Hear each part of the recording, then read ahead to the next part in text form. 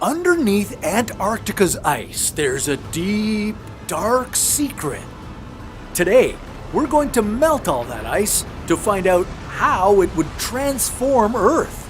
What mysteries lie buried deep under its thick, frozen surface? As the ice melts and sea levels rise, what would happen to our coastal cities? And why might this lead to some unexpected diseases? This is What If, and here's what would happen if all Antarctica's ice suddenly melted. Welcome to Antarctica, the continent that encircles the South Pole. It's 40% bigger than Europe and full of ice. Here you'll find seals, whales, penguins, and the odd scientists doing some research. And on this continent, you'll find an ice chunk the size of Florida. Welcome to the 120-kilometer wide Thwaites Glacier. Its more scary nickname is the Doomsday Glacier. When it melts, there will be a catastrophic rise in sea levels all over the world. Now, this Doomsday Glacier is melting incredibly fast. It sheds 50 billion tons of ice into the ocean every year, and it accounts for 4% of the 9 inches of sea level rise that's happened so far. Some scientists are predicting that the whole thing might melt in decades rather than centuries. But we don't even have a few decades to hang around, let alone centuries. So I'm going to show you what happens if it melts a whole lot sooner, in seconds. In just a few seconds, Thwaites has melted and flowed into the Southern Ocean that surrounds it, and from there into the Indian Ocean, the Atlantic, and the Pacific. Sea levels rise by 60 centimeters around the world. The streets of San Francisco are getting flooded. Miami and New Orleans are also rushed with water. But what's going on? Why did this glacier crack and break away from the rest? Well, there's something going on underneath. Beneath Thwaites is a massive river, flowing fast. Melted ice from the iceberg is feeding it. This is happening thanks to geothermal energy from the Earth's molten interior. The melting process starts off slow, but eventually huge chunks of ice break off. This starts a chain reaction, causing more and more ice to break off and melt. And there's more to it than just one river. A whole world of mysteries lies beneath the ice of Antarctica. But before I take you to that fascinating underworld, I want to tell you about why Antarctica is so important. It's an ice sheet covering an area of 14 million square kilometers, with an average thickness of over 2 kilometers. Just for comparison, that's 1.5 times the area of the United States. That is a staggering amount of ice, 25 million cubic kilometers of it. It's 90% of all the ice on the globe, and locked up in that ice is 60% of Earth's fresh water. Now, unlike the Arctic, where the ice is floating on water, there's land beneath the ice in Antarctica. You don't think about it because 98% of the land is covered with ice. And that's not all. 1.5 million square kilometers of ocean is also hiding underneath this ice. And when all this ice melts in a few minutes, sea levels are going to rise an astounding 70 meters. We'll see what this epic meltdown does to Earth in a bit. But first, I want to talk about what's waiting for us underneath all that ice, because it could be equally as alarming. If all that ice melted, ancient microbes and viruses trapped for thousands or even millions of years could be released, potentially unleashing unknown diseases on the world. Modern immune systems have never encountered these ancient pathogens, meaning we might have little or no natural defense against them. Without having prior evolutionary exposure, infections could spread uncontrollably, requiring cutting-edge medical treatments just to stand a chance. Some infections might even demand higher dose antibiotics or controlled release drugs to fight off prolonged illnesses. Luckily, we're already making progress on technologies that can help tackle these challenges. One biotechnology company called Gelteq is revolutionizing medicine with its gel-based drug and nutrient delivery system. Their patented technology allows for the higher doses and the controlled release timing necessary to fight these tough infections. But it's not just for extreme medical cases. It's solving a problem for nearly 1 billion people worldwide who struggle to swallow pills. Instead of choking down a tablet, imagine taking a medication in a smooth and easy-to-use gel. Game-changing, right? Well, it doesn't stop there. Gelteq's system is suitable for human and animal health, with applications in pharmaceuticals, nutraceuticals, pet care, and sports performance. Right now, Gelteq is focused on the nutraceutical market with over 70 products, and it's working towards FDA approval for its drug delivery platform. Publicly traded on the NASDAQ under GELS, it collaborates with brands to integrate its gel technology into new and existing products. This could be the next big leap in drug and nutrient delivery, poised to disrupt a market worth nearly $500 billion. If you want to learn more about Gelteq's huge growth potential, click the link in the description. But as you'll see later in our video, it'll take more than just their cutting-edge technology to fight what's hidden beneath the ice. Let's take a look at the bizarre creatures waiting for us inside this frozen landscape. As you explore this uncharted territory, you'll get a peek at the ocean floor, and just above you, you'll see the underside of the ice. Here, you'll find a type of marine life called anemones. These tiny little creatures are burrowed into the underside of the ice. You'll also find some other small fish and crustaceans. The anemones you find are going to be very different from what you'd find normally in the ocean. They're a new species with an unusual trait. See, anemones usually stay rooted to a single spot, kind of like a plant, but these Antarctic anemones wriggle about in the water. Scientists are still figuring out where they're trying to go. Okay, almost nothing grows in that cold darkness, right? So, what are these creatures eating, and how are they surviving? Well, it's probably little bits of plankton and poop ferried in by ocean currents, but they're also eating something that's super weird and kind of gross.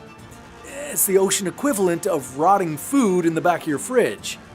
These creatures are eating millions of year-old rotting skeletons, bodies, and ancient bacteria that were around when Earth was much warmer. Ooh, watch out! A few more massive glaciers are about to break off. As the neighboring glaciers to Thwaites separate and melt, more water pours into the oceans. Worldwide, sea levels rise another 2.5 meters. Cities on the east coast of the United States are covered in water. Boston, New York, Miami, millions of people are affected. Even as cities are getting submerged, something bizarre would be going on right off the coast of Antarctica. Close by, the sea level would actually be falling as all this ice was melting, while the sea level further away would be rising. Now, why would this strange event be happening? Well, remember, the Antarctic ice sheet is enormous. It weighs a mind-boggling 24 billion megatons. So it exerts its own gravitational pull on the surrounding waters, which raises the sea level nearby. But when the ice melts, the power of that gravity is gone, so sea levels nearby fall, just as they're getting higher elsewhere. Over in the east end of Antarctica, the Denmark and Scots glaciers have melted. This adds another 1.5 meters of water to our oceans. Now, at a 4-meter rise, the United States is now losing national monuments. The Jefferson Memorial is underwater, Fenway Park is submerged, major coastal cities around the world are also flooded. Shanghai, Lagos, Mumbai, Jakarta, ports are flooded and destroyed. All that salty water is flowing into farmland and destroying our crops. Even worse, underground aquifers that give us drinking water are now contaminated with saline spilling over from the ocean. What's scarier is that the contamination runs deeper than just salt. The Antarctic ice carries bacteria that have traits that are dangerous to human beings. Some of these bacteria cause infections, and they're linked to diseases like cystic fibrosis. But it gets worse. They have an even more deadly superpower. They're resistant to the antibiotics we use to treat diseases today. If they exchange parts of their genes with the bacteria of our world, the resistance to drugs will only grow and spread to even more bacteria. At this point, we humans would be toast. We'd no longer be able to fight off bacterial infections. Not good if we're drinking contaminated water. But like any Hollywood villain, these bacteria also have a good side. They can help us create new and better antibiotics. They can help clean up toxic waste sites and maybe even be part of a new biodegradable alternative to plastics. As more and more ice breaks off and melts, other ecological systems are getting thrown out of whack. For one, the melting ice is changing the way ocean currents flow. Before all this ice melted, the water in the oceans moved around in a very particular way. Dense, salty water sank to the bottom of the ocean floor, pushing the less dense water up to the surface. Through this movement, the water acted like a giant conveyor belt, transporting heat and nutrients from one place to another. This is a key factor for the survival of marine life. Now, with fresh water from melting glaciers entering the picture, the water at the ocean's surface becomes less salty and dense and doesn't sink down as far. It's like our ocean conveyor belt has been jammed up. It's no longer able to move heat around from one place to another. Scientists warn that the melting of the Arctic will mess with the warm Gulf Stream. They're still figuring out how an Antarctic ice melt will change our climate. Under some circumstances, for instance, if icebergs broke from the Antarctic and melted further away in the Atlantic, the changes in ocean circulation could bring on an ice age. But if the melting primarily caused sea levels to rise, well, we'd probably just end up with a warmer Earth. And it's not just heat patterns that we need to worry about. Breaking the oceanic conveyor belt means problems with the movement of nutrients from the ocean floor to the surface. These nutrients are important for the growth of phytoplankton, tiny algae at the bottom of the ocean food chain. They may seem small and insignificant, but they're the bedrock of life in the ocean. They provide essential nutrients to marine life. But not all phytoplankton would suffer the same fate. For the phytoplankton around Antarctica's waters, the melting ice would provide iron and give them something rich to feast on. In fact, this event might lead to a temporary massive algae bloom as the waters are flooded with nutrients that were previously buried in the ice. The growth of the phytoplankton might be a good thing because at least they'll absorb a little carbon dioxide. The Earth will need that. Why? Well, because all this ice melting is going to make the planet a lot hotter for several reasons. First, ice helps keep Earth cooler through its super reflective surface. It's very effective at bouncing sunlight away from Earth's surface, which helps keep things cool. But once it's melted, that's a different story. With glaciers melting and the water warming, the activity of microscopic fungi in the water is also picking up. Just like dead leaves decompose in forests, microscopic fungi act on dead matter in the oceans, decomposing it and releasing carbon dioxide. Warmer oceans mean more dead matter gets decomposed, leading to more carbon dioxide being released. Now, on top of this, the melting glaciers create a layer of fresh water on top of the salty ocean water. This causes the oceans to be less efficient at removing carbon dioxide from the air, again, adding to the warming. And now, the rest of Antarctica is breaking up into humongous chunks and melting rapidly. Water from the melting ice pouring into the oceans. As the ice melts, something amazing is revealed. A natural wonder that's been hidden for millions of years. An enormous canyon system, 100 kilometers longer than the Grand Canyon. It's the deepest canyon on Earth, running 3.5 kilometers below sea level and stretching all the way from the interior to the coast. And now you can also see the 15-million-year-old Lake Vostok, the 6th largest lake in the world by volume. And good news, with all the ice melted, you can picnic there. If you're still in the mood to picnic after everything the Earth is going through. Plus, you might want to stay away from the microorganisms living in the waters of Lake Vostok. They've been evolving there, isolated from the influences of our world for 15 million years. Who knows what they could do to your body? But there's no time to admire the canyon or peer at Lake Vostok because sea levels are rising, higher and faster than before. You're witnessing the last and most dangerous stretch. Every last chunk of ice is melted. Sea levels have risen over 70 meters. This rapid rise has caught people by surprise. 40% of the world's population, over 3 billion people, live near a coastline. And the vast majority of them have drowned as Antarctica's ice has melted in a matter of minutes. The entire Atlantic seaboard, including huge chunks of the United States, is gone, submerged underwater. People in skyscrapers as high as 23 stories are forced to race to the rooftop in a desperate bid to survive. Parts of California are transformed into bunches of little islands surrounded by water, and other parts of the state are completely gone. London, Paris, Venice, and every major coastal city we know and love is underwater.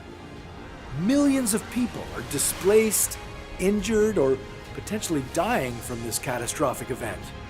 Anyone smart enough to jump in their car and flee inland as the water first started pouring onto land may have escaped with their lives if they could get to higher ground, but those are only a lucky few. Governments are in a panic, deploying emergency operations. They know that almost everyone on the coast is drowned, but maybe there's a way to rescue desperate people on top of skyscrapers. But with so many people affected, are there enough helicopters to even rescue these people? Boats would be needed. How will governments be able to replace all the destroyed infrastructure? More importantly, what will we do about the sudden lack of fresh water? With our fresh water mixed with salt water, humans now have a serious lack of drinking water. Suddenly, the land in the interior has become the hottest property. People living in the US Midwest are super happy they were never ever part of the wealthy coastal elite. Denver, Minneapolis, and Las Vegas are looking more attractive than never before. Now, nations in the southern part of the globe are hit even harder. All of Bangladesh, with a population of 160 million people, is underwater. Geopolitical tensions rise as countries are looking for aid, but since so many places are hit, help is hard to come by. Now that all of the ice is gone, there's still another thing that has to melt. The permafrost. This is the soil that's been frozen at the poles for more than 40,000 years. As it thaws, it releases the carbon dioxide and methane that are trapped underneath it, causing the Earth to warm more and melt even more of the permafrost. As the permafrost thaws, it's as if someone popped a frozen dinner into the microwave. Tiny organisms start to munch on the freshly thawed ancient organic matter. As they do this, they fart out carbon dioxide and methane, which causes global temperatures to rise even more. Great, now we're breathing in microorganism farts and it's getting hotter. Worst scenario ever. Oh, but it can get even worse. In the midst of all this, it's possible that DNA viruses in the permafrost will thaw and kick off a global pandemic. Creating a vaccine in the midst of this catastrophe would be a challenge like never before. Plus, it's hot. Earth is 5 to 10 degrees Celsius warmer. The heat is what's driven the entire ice sheet to melt, but now these changes are making it even hotter. With the average temperature on Earth now almost 27 degrees Celsius, a mass migration of people begins. The most popular spots? Well, Canada, Alaska, and the newly unveiled Arctic and Antarctic regions. These are the new tropical paradises. 34 million years ago, Antarctica was a temperate rainforest, like New Zealand. Maybe that's going to happen all over again. Palm trees on the Antarctic coast and alligators swimming in the warm South Ocean. Thank goodness Antarctica is not actually melting in a matter of minutes. With coastal cities turning into watery graves, 3 billion people dead, our groundwater contaminated, more warming on the way, and maybe a global pandemic, I can't think of a worse situation. Unless, of course, land and water suddenly switched places. But that's a story for another What If.